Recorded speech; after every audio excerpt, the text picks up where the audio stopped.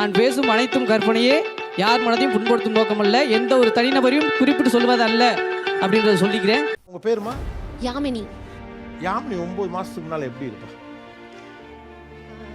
சிரிச்சுக்கிட்டு சந்தோஷமா.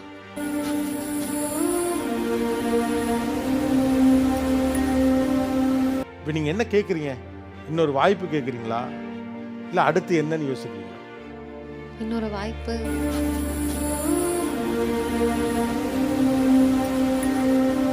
நான் வந்து வேற மாதிரி மாறிட்டேன், ரொம்ப டாக்ஸிக்காக மாறிட்டேன். கால் பண்ணிட்டு இருப்பேன், அவங்கள சுற்றி இருக்கிறவங்களுக்கு கால் பண்ணுவேன், ரொம்ப கெஞ்சுவேன்.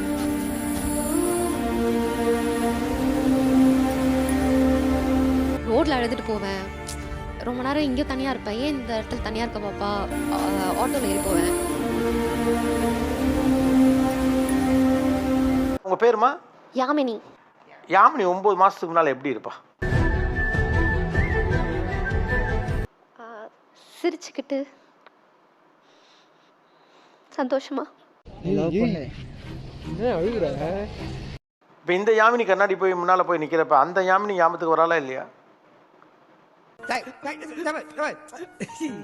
நான் ரொம்ப டிபெண்ட் பண்ணி இருந்துட்டேன் சார், லைக் எமோஷ்னலா நான் பண்ண மேபி. அதோட நினைவுகள் ரொம்ப ஆபத்தானது. லவ் பண்ணலாம், தப்பு இல்லை.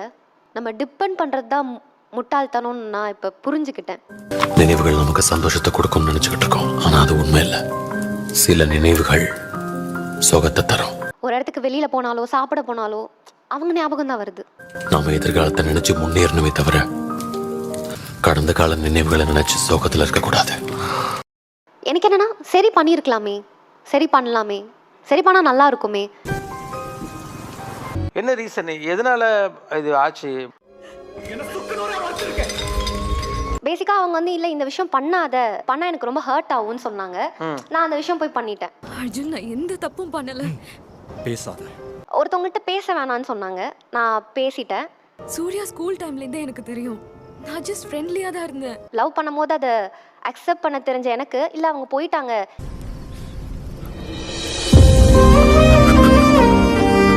அதுக்கப்புறம் நான் எல்லாருக்கும் கால் பண்ணி, இல்லை எனக்கு ப்ளீஸ் கால் பண்ண சொல்லுங்க, இந்த மாதிரி பண்ண ஆரம்பிச்சிட்டேன். என்னால் அது கண்ட்ரோல் பண்ண முடியல. நானாவே இல்லை அப்படின்றது எனக்கு புரிய ஆரம்பிச்சது. 4 வருஷம் லவ், நான் லெட் டவுன் பண்ணிட்டேன் அவங்கள. நான் தான் ஹர்ட் பண்ணியிருக்கேன் நிறைய இடத்துல. நான் பண்ணது பெரிய தப்பு தான், என்ன மன்னிச்சிடு ப்ளீஸ். அவங்க அதை முடிக்கும் போது என்னால் அதை ஏற்றுக்கவே முடியல, இப்போ வரைக்கும் ஏற்றுக்க முடியல. ரிலேஷன்ஷிப் ஒரு கண்ணாடி மாதிரி, ஒரு தடவை உடைஞ்சா மறுபடியும் ஒட்ட வைக்க முடியாதுன்னு. நான் வந்து வேற மாதிரி மாறிட்டேன், ரொம்ப டாக்ஸிக்காக மாறிட்டேன். கால் பண்ணிட்டு இருப்பேன். என்னை பொறுத்த வரைக்கும் ரிலேஷன்ஷிப் ஒரு ரப்பர் பேண்ட் மாதிரி. அவங்கள சுற்றி இருக்கிறவங்களுக்கு கால் பண்ணுவேன், ரொம்ப கெஞ்சுவேன். எங்கெல்லாம் போகிறாங்களோ அங்கே போயிட்டு அவங்கள சரி பண்ணலான்னு சொல்லுவேன். ஆளுக்கு ஒரு பக்கம் இழுக்கும்போது அறந்துக்க தான் செய்யும். அவங்களுக்கு அதை சரி பண்ணணுன்ற அந்த ஒரு எண்ணம் போயிடுச்சு அவங்களுக்கு. என்னால் அதை இன்னும் ஏற்றுக்க முடியல. தப்பு பண்ணிட்டேன், ஐம் சாரி. எப்படி மீண்டு வந்தீங்க அப்போ? வரல. இன்னும் வரல? வர தெரியல. திரும்ப கை கூட ஏதாவது வாய்ப்பு இருக்கா? எனக்கு ரொம்ப ஆசை இருக்கு. ஆசை இருக்கு, வாய்ப்பு இருக்கான்னு கேட்குறேன்.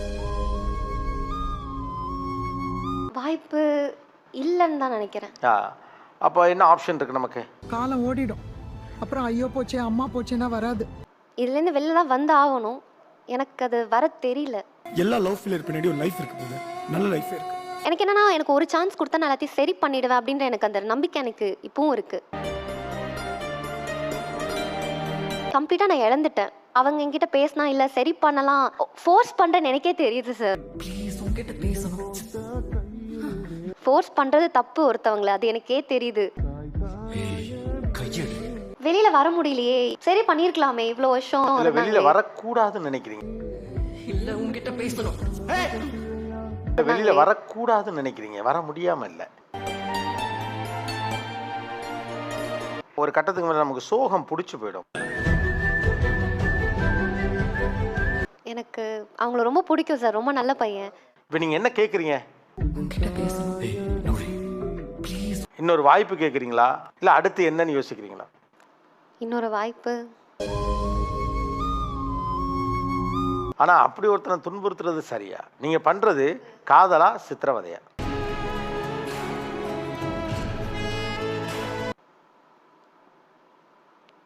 சித்திரவதை தான் பண்றேன். இதை ஒரு பையன் பண்ணினா அது எவ்வளவு நெருக்கடிக்கு நீங்க உள்ளாவீங்க. டாக்ஸிக்னு தெரிஞ்சே பண்ணோம்.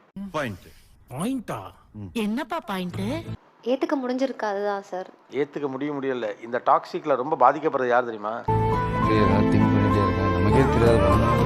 அவங்க தான். நீங்க தான். நான் சித்திரவதைன்னு சொன்னது உங்களுக்கு சேர்த்து தான் சொல்றேன். உன் கூட யாரு இருக்கிறாங்க, யாரை விட்டுட்டு போனாங்கன்னு யோசிச்சுக்கிட்டு இருக்காத. எனக்கு என்னன்னா, நான் எவ்வளவு நாளா அஃபெக்ட் ஆனா நான் அதை எப்படியாவது நான் வெளில வந்துருவேனா. சாரு உனக்கு புரியல. ரொம்ப நிதானமா இதை அப்ரோச் பண்ணி ரொம்ப ப்ராக்டிக்கலா நீங்க பேசினா வெளியில வந்துட்டதா அர்த்தம். கண்டதை நினைச்சு குழப்பிக்கிட்டு இருக்காத. நீ பாட்டுக்கு முன்னேறி போயிட்டே இரு. தவறுன்னு தெரிஞ்சு நீங்க வெளியில வர முடியலாம், நீங்க தானே உள்ள மாட்டிருக்கீங்க.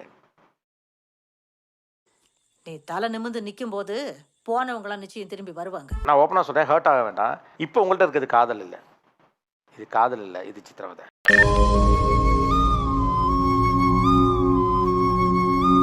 இப்போ நான் இன்னொன்று சொல்லிட்டா, உங்களுக்கு அந்த பையன் மேலே அவ்வளோ காதல் இருந்தா இப்போ அவன் சொல்றது உங்களுக்கு புரியுமே.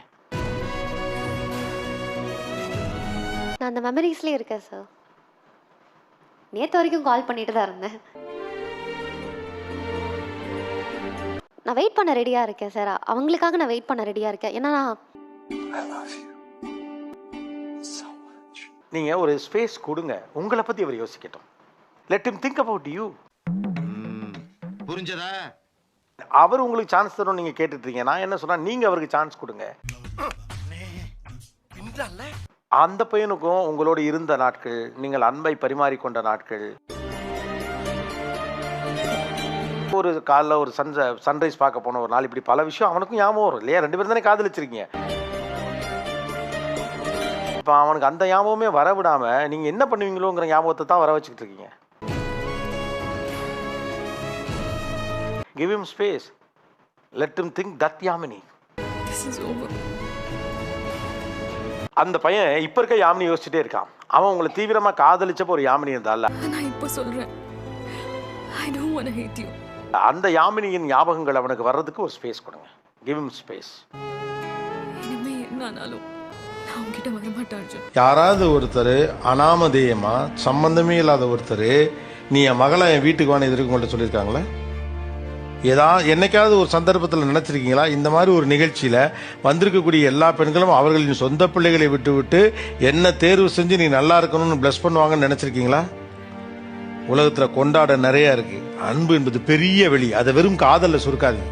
ஓ, the world is yours.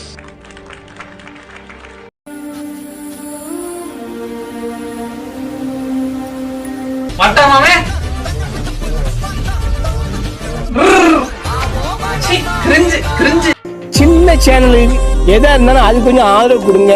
உங்க பொண்ணான கையை கொண்டு அந்த பெல்ல தட்டிடுங்க.